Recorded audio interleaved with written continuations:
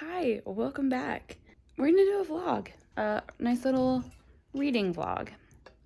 Currently nursing, but this is gonna be kind of not a long reading vlog, but like I'm gonna be recording it over a long period of time because I'm doing a buddy read with Aramis over on it's Moose Talks Books now, not Air Moose anymore.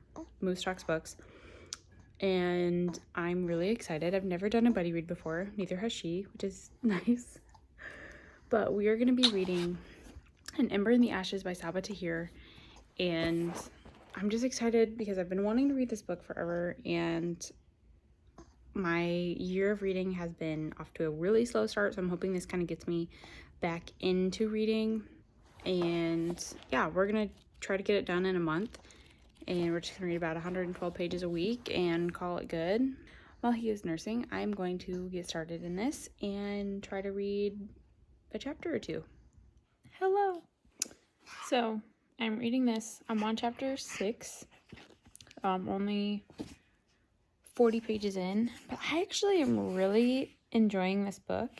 It's reminding me a lot of like Red Queen and Hunger Games and stuff like that. With like the rebellion and everything. So I wasn't super sure what this was going into it, but I'm really liking it.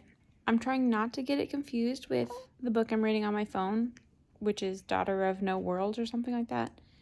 They just have very similar beginnings, but I'm trying to keep them separated.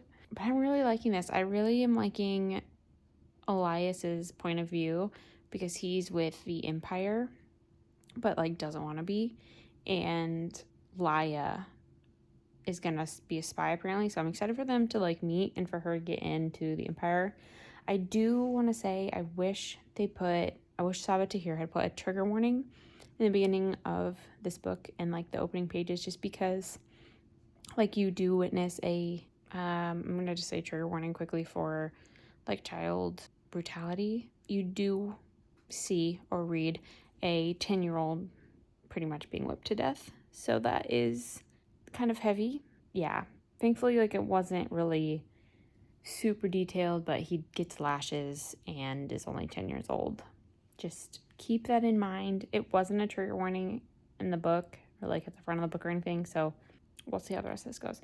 But so far I am liking it. I'm excited to see where the storyline really like goes. So hello, hopping on here to say hi. It's been a few days since I have last checked in on An Ember in the Ashes, and I am on page 125. I'm on part 2, and I'm actually really enjoying this book.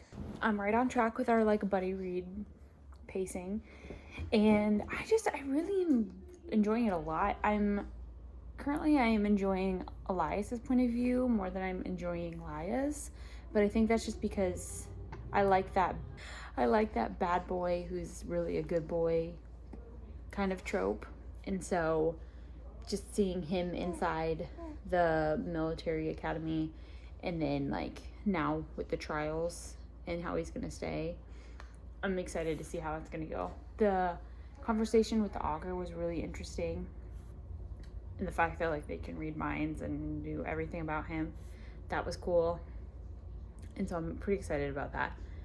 And now where I left off, it was Laia's point of view, and she had just had like her first couple of hours at the school as the commandant's slave. And so we're gonna see how that goes. But I'm excited for them to meet. I don't know how it's gonna happen. This is such an interesting military rebellion-ish type book. I haven't read anything quite like this, but I'm really looking forward to how the rest of this goes. It was cool the way they revealed who Laia is and like who her parents were and stuff like that. And so then when she got to the school and saw in the commandant's office like her parents up on the wall, I'm gonna read a little bit more tonight. We're gonna see how much further I can get. I'm curious about Helene, and how like her and Elias, like if they can trust each other, if she's good. I hope she's good because I do like her. I don't want this to be like they have to turn against each other type of thing. but I really like her. And I hope Demetrius too. Like, I hope that they kind of form a little rebellion within the military academy, especially with these trials going on. And also, I'm curious about, like, whether the augurs really want the emperor or the empire to fall or not. So that's where I'm at right now. Those are my thoughts, and we just wanted to say hello. Good morning. So it's been a couple days since I've checked in. I took a couple days off from reading this specific book because I'm reading 3 other books right now as well. But yeah, today is a very rainy, that might turn snowy day. It's March 16th. So tomorrow is St. Patty's Day. I've already got my green on. I'm ready to go. Eddie is in his spot. He sits like a cat and looks out the window. Don't you, Eddie? Eddie. Nate chopped his hair last night and it looks so bad, but his head was just so fluffy he needed to be able to see.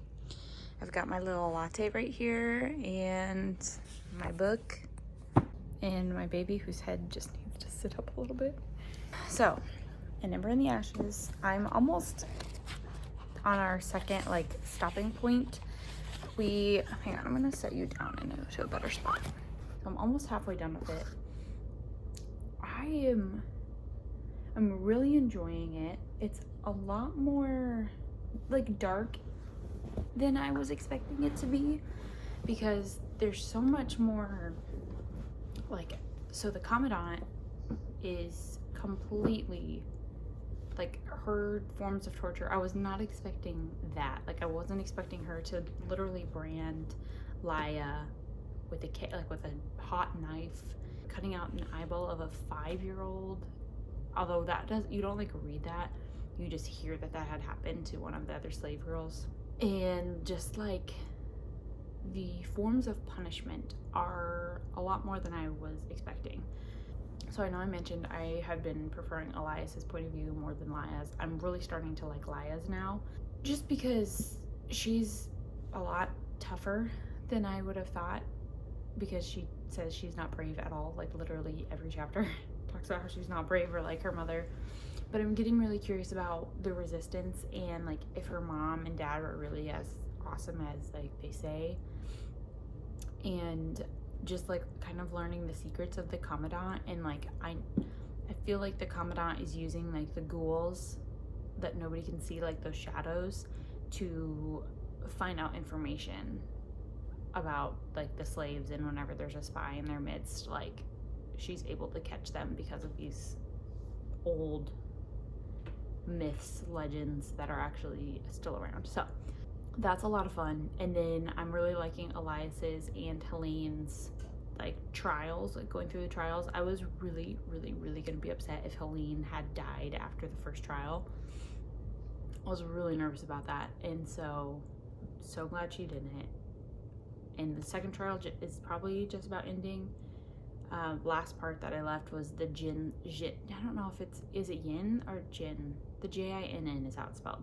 Anyway, they were attacking Helene and Elias, and that's where I left off. Elias and Laia have had a couple of run-ins, nothing too much, so they're not really quite teaming up quite yet.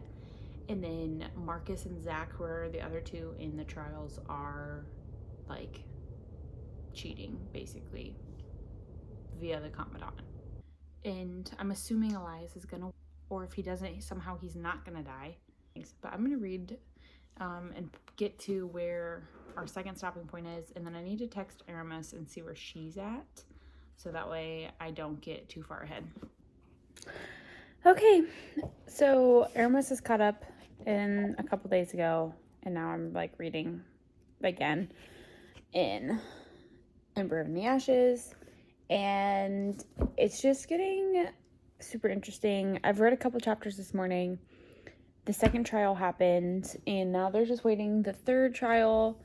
And Helene just kind of caught Elias going down to the slaves' quarters to talk to Laia, and I've just she's I don't know. I like her. I don't like her in this instance. Like, I thought maybe she would be okay. I don't know. Elias, like, didn't want her to report the girls because he knows what the commandant would do, but she wanted to, and so I'm just, I don't know. And then he, like, kind of basically blackmailed her in so that she wouldn't rat the girls out. I don't know. I don't like Helene's reaction to that because it's confusing because I thought maybe she was secretly kind of wanting to, like, better the world and, like, the empire. Okay, so Laya is meeting with Mason right now, and I think he is the one who betrayed her parents, and I feel like he's kind of working against the resistance, even though he's, like, the head of the resistance. I feel like he's kind of a bad guy. Those are the vibes I'm getting from him. And Keenan just told Laya about how her father had saved him when he was a little kid, so I'm liking Keenan a lot more. Aramis and I were actually talking about this. We really like the pairings of Hel and Elias, and then Laya and Keenan. Even though I'm assuming Elias and Laya are gonna get together, I kind of like the other pairings a lot. And so I don't know how it's going to turn out if those two get together, because I'm kind of rooting for these other pairings, and I kind of hope that they're just friends and then they get with other people. This book is giving me whiplash with the love interests. Like, I go from wanting Elias and Helene to be together to wanting Elias and Laya to be together. And then I kind of don't want Laya and Keenan together. I don't know. I don't really care for Keenan. He gives me like oh, why can't I think of the guy's name from Red Queen? Starts with a K. And just like that like friend vibe, childhood friend vibe, even though I know they're not. It just gives me that, and I don't like that. I like Laya. Like, I like Laya and Elias, but then I get to the Helene and Elias parts, and I like those. But I'm literally getting whiplash because, like, Elias is like, oh, she's so beautiful. And, like, talking about her warm honey hair. And then he's like, to Helene, and he's like, oh, I want to kiss her. And I'm just like, dude, make up your mind. I need to choose one. So, anyway, that's how that's going. And something else I forgot I wanted to mention was Aramis and I think that there is something going on with Helene and Marcus, and we don't know about it. And it's giving kind of like more vibes. Like, we think something had happened between them that, like, maybe Marcus isn't quite as bad as you think, but he comes across that way, kind of like Eris and Moore from ACOTAR. So I don't know what's going on there. It's very interesting. I'm getting closer to the end, though. I'm on page 300, like just past 300, and I think there's like 440 pages in this. So it's just getting really interesting. They're getting close to the third trial, and it's just kind of actually starting to pick up more. But I'm really enjoying it. It's a really fast-paced book, and I really like that about this.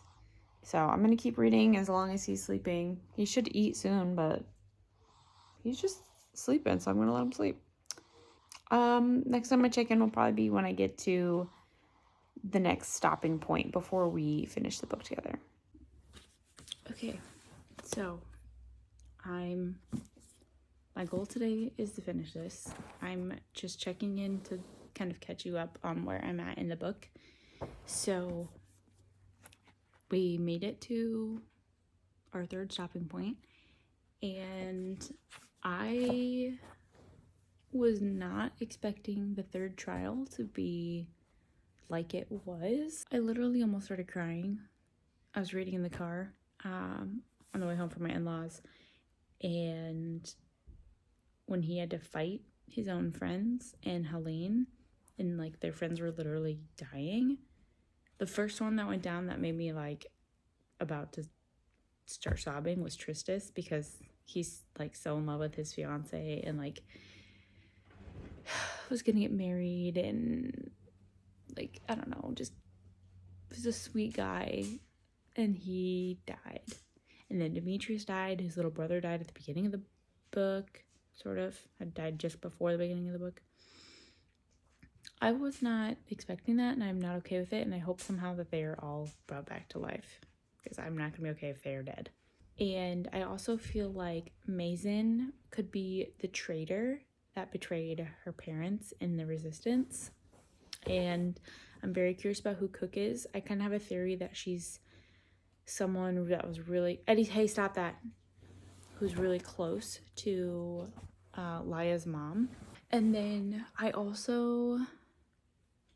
Okay, so I'm starting to not like Keenan quite as much because he's giving me that like possessive vibe, and I don't like that. I love Izzy. Like, I love Izzy. And I hope she survives and becomes bigger in the books.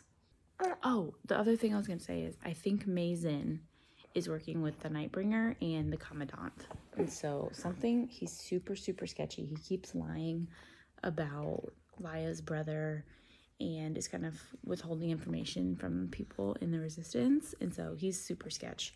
The goal is to finish this today, and I will come back and let you know my final thoughts. Hi. So I forgot that I wanted to close out this video and talk about this book because I finished this Monday night. It's currently Thursday night and I'm really tired, so we're gonna make this kind of fast. I don't even know where I was when I was talking about this last, but the ending was good. Kind of not like a lot of stuff happened, but kind of a lot of stuff happened at the end of it. I need to just like sit down because I ate too much food. And Elias was going to get his head cut off basically by Helene because she became the Blood Shrike. Marcus became Emperor, and what's her name? Laya was the fourth trial, so like they're supposed to kill her because she was gonna be sentenced to death anyway. So then she set up explosives like all over the school, so they're like blowing up the school, and she's trying to save Elias. And then literally the end of the book is them like sneaking under the tunnels to get out of the school and like escape. I really am enjoying this. Marcus wasn't... Nothing came about with Marcus. Also, Helene's vow was a lot less exciting than I thought it was going to be. It was basically just saying that, like, she, in order for Elias to survive, she had to swear fealty or whatever to whoever became the emperor. And so she was trying to make it be Elias because it was never going to be her. She was never going to be the emperor, but it became Marcus, which was like a big issue. So anyway, so now she's kind of like on the opposing side. Elias is exiled, basically. He's trying to leave. Everyone's probably going to come after him. So yeah, it'll be interesting to see where the next book goes, because now Laya is wanting to break into Koff and get her brother, and so she's taking Elias with her. So anyway, this was a really, really good first book. I enjoyed it a lot. It got a little dark. There's also some like fantasy elements involved, and it was just a really quick read. Laya's character has potential. She still kind of seems like young and naive to me, and just kind of like, I don't know, not as exciting as like Elias. Like, Elias is my favorite character for sure so far, and I'm really, really looking forward to Helene. Like, I want to know more about Helene, and like when she is kind of, she's gonna have to come after Elias and try to kill him eventually. Like, that's just what's gonna have to happen as the Blood Shrike. So anyway, I really enjoyed this. If you like dark fantasy, this is inspired by ancient Rome. There's like a military school, rebellion, like resistance people fighting. Then I would highly recommend this. It's really, really good. That was that book. If you guys want to check out Aramis's, she was the one buddy reading with me. If you want to check out her video, I know she also was making a vlog of this. I will link it down below if she gets this up before me. But if I get it up before her, I will link it when she gets hers up. Go check her out. She's Moose Talks Books. Yeah, on YouTube. And she also read this book, so I'm excited to see what her like thoughts are on the video versus like what we've chatted about. And so anyway, on to the second one, which I'm gonna make a vlog about as well. I'm just gonna vlog the whole series. Why not? If you've read the series, let me know if you have and like what your thoughts are on this first book, because I really enjoyed it. I hope you guys have a fantastic week, and I will see you guys in my next video. Bye!